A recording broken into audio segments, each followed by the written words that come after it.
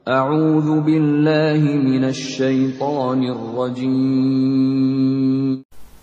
Lah, sejamaah, alhamdulillah ya, di jamaah kita ini sudah ada Allah paling itu yang ulama tingkat madiyah. Tapi yang sepengetahuan saya baru satu, namanya Abdullah Mas'ud.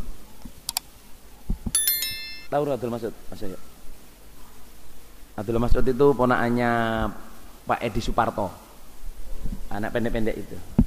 Itu yang lulus bacaan hafalan di Masjidil Haram, lulus hadis 1200-an hadis ya hafal, sama lulus ini tes Al-Hujurat sampai An-Nas, Asbabun Nuzul, lulus, dikasih ijazah itu. Yang lain-lain generusnya belum kayaknya. Yang baru itu insya Allah yang. Dan itu perlu keberanian saudara tes itu. Ngapalin 1000 hadis itu banyak saudara. Saya baru ngapalin berapa puluh aja, inget itu lupa ini, kadang campur, kadang. Nah itu. Ya kita saudara jamaah syukur ya. Yang jelas saya syukur sekali ya, meskipun cuma seorang mubaligh ya, tapi Bapak Imam membekalinya itu mendasar gitu loh. Dibekalin baca Quran, dibekalin tajwid meskipun nggak serius-serius, tajwid yang penting bacanya, dibekalin kutubus sitah, itu wis. Lah, terus balik lagi saudara. Balik lagi. Ini Mas Yoyo ya, maksudnya waktu 2007 apa 2008? 2008. Saya mengajak Syekh Ahmad Qodhi datang ke Kediri. Waktu itu titipannya Cak Aziz, Mir, kamu bilangin Syekh itu supaya bisa masukin anak-anak gendrus ini ke University Ummul Qura. Oh iya Pak, insya Allah. Lah waktu di Kediri, ini maksudnya yang clear itu, Syekh Ahmad Qodhi itu titip, kalau mau menyekolahkan orang di Mekah Madinah, karena melihat keberhasilan Haji Nur Hasan Al-Ubaidah, dia bilang gitu, itu yang pertama sekali usahakan hafal Quran. Mau kirim ke sana. Terus bisa bahasa Arab paling enggak.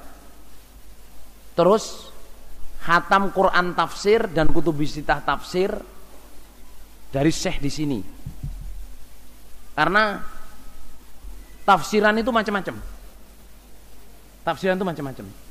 Lah kalau tafsirannya jamaah ini sudah terbukti, jamaahnya lancar, jalan banyak.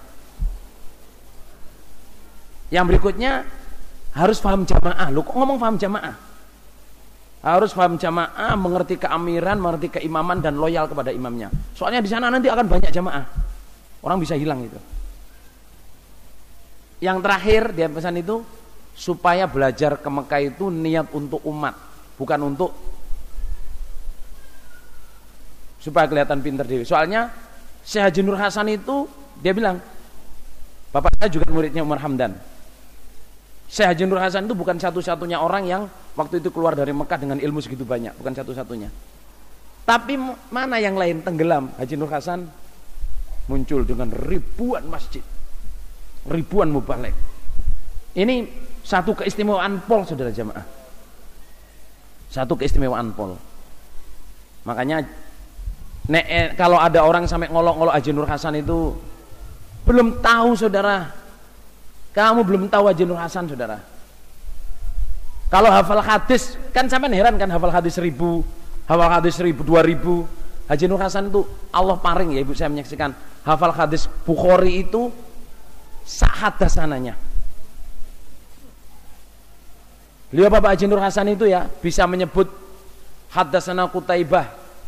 Qutaibah itu namanya ini, lahir tahun sekian, meninggal tahun sekian, gurunya namanya ini, muridnya namanya ini, teman-temannya namanya ini, kemudian bukunya ini. Hadasana A'mas, dia bilang ini, A'mas ini nama aslinya ini, lahir tahun sekian, meninggal tahun sekian, asalnya ulama dari sini, Madinah apa, berguru ke ini, punya murid ini, kawan bergurunya ini. Itu sampai ke Rasulullah, Bapak Imam itu hafal. Kalau paring. Lah saya diomongin gitu kan,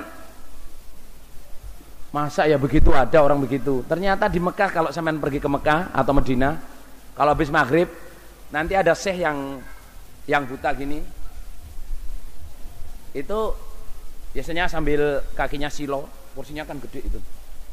Terus sambil sound sistemnya diginiin, dia bilang buka hadis Bukhari halaman sekian. Terus disebutkan hadatsana Qutaibah ismuhu bla bla bla bla, wulida fi ami kada wa tufiya fi ami kada. Talamiduhu, murid-muridnya ini, masayikhuhu wa sadiquhu wa kutubuhu.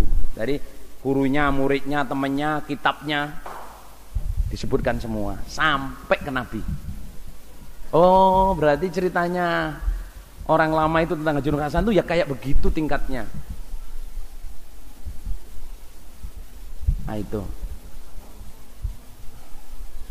Semoga Allah paring barokah, paring faham. Semoga Allah paring di jamaah banyak ulamanya. Ya, mudah-mudahan di Tarakan ini tumbuh generus-generus ulama yang barokah. Ya, semoga di Tarakan ini banyak masjid-masjid jamaah dengan penuh ulama. Ya, insya Allah kalau anak kecil-kecil kita didik betul, insya Allah masjid ini sudah jamaah nggak muat, bikin 3, 5 sampai 10 masjid ini insya Allah. Ya toh. Tapi ya kerja keras. Mudah-mudahan semuanya di sini mau bekerja keras. Amin.